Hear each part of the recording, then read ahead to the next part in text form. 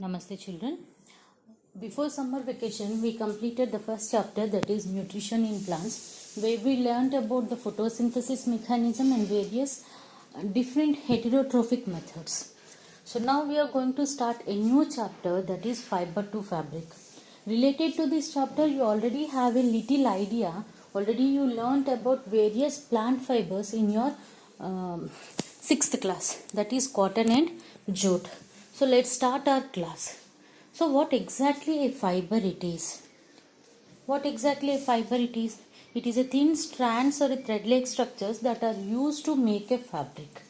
Fiber means those are the thin strands or thread-like structures that are used to make a fabric. Okay. Now, such a fiber or fabric, why it is important to us? Why should we wear a fabric? Because of few reasons, like to protect our body from the pollution, to protect our body from the external harsh conditions like temperature, and even to protect our body from the insect bite. These are some of the various reasons because of which we need to cover our body. And to cover our body, we are using the fabrics. That fabric, it is made with fiber, which are nothing but the thin strands or threads that are used to make a fabric. So generally, when you will notice, fibers that are available in market are mainly categorized into two types. One as a natural fiber, second as a synthetic fiber. First type of fiber, we are saying it as a natural fiber, and the second category of fiber, we are saying it as a synthetic fiber. Natural fiber means it is a type of fiber that is extracted from the natural resources like plants and animals. So now, based on its extraction, again we started categorizing natural fibers into two types. One as a plant fiber, second one as a animal fiber. So this particular plant fiber, this you completed in your 6th class, that is your you learned about cotton, what are the different climatic conditions where cotton crop is growing, processing of cotton fiber into fabric, and even you learned about jute.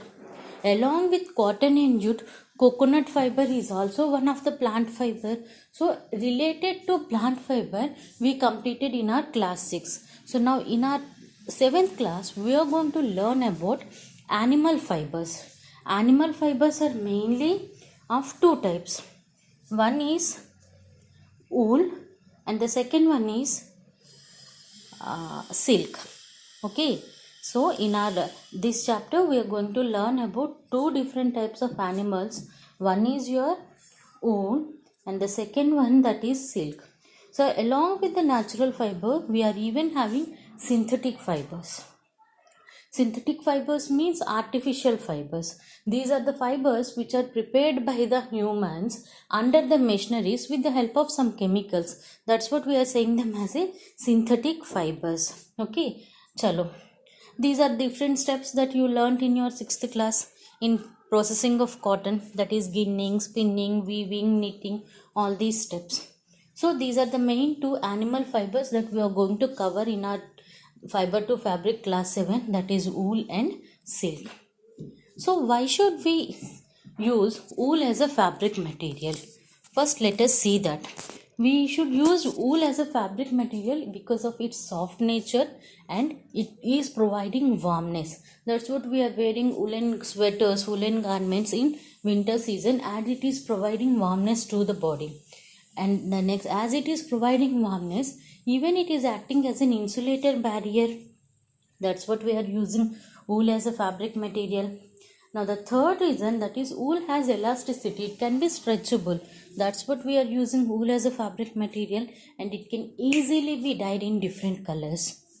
Okay, so because of these four main reasons, we are selecting wool as one of the major fabric material which we are using mainly during winter seasons. Okay, so these are some of the Indian breeds or sheep that are reared in India, which are giving different varieties of woolen fleece or woolen fiber. The first and foremost one, that is your Bakarwal. It is used the wool that is collected from the Bakarwal. It is used to make woolen shawls, that is Kashmiri shawls. Those are very expensive, very costly, very soft in their nature, very smooth in their nature, and shiny in their texture. So that type of wool, it is collected from a breed that is called Bakarwal, and that are there in states like your Jammu and Kashmir. The second variety, that is your Lohi, it is mainly used to collect a good quality of wool which we are using to make our sweaters, which is mainly reared in Rajasthan and Punjab region. Third variety, it is Marwari, which is also mainly seen in Rajasthan and Gujarat areas, where it is giving a koras wool. Koras means rough wool. Okay. The next one, that is Nali. The Nali variety is also used to make a good carpet qualities. Means Nali's wool is used to make the carpets, which is again seen in the three states like Rajasthan, Haryana and Punjab. The last one is Chokla. This is also used to make the carpets. That means in markets we are having different different cost range of carpets. That is based on the breed or based on the fleece which we are extracting. Okay, so these are some of the breeds that are reared in India to extract the wool. Yes, so now let us see the processing of wool. Processing of wool, it is not that much easy step. It is a process where a woolen fiber, it is converted into woolen yarn or woolen garment. That we are saying as a processing of wool. So in this processing of wool, if you will see, various steps are there. The first one is shearing, second one is sewing, third one is guarding, next one is carding, next is spinning, dyeing, knitting. So the processing of wool we are going to learn in our next class, but before that let us learn a technique that is called selective breeding. So what is meant by selective breeding? As you are able to see here, these many different varieties of breeds are there.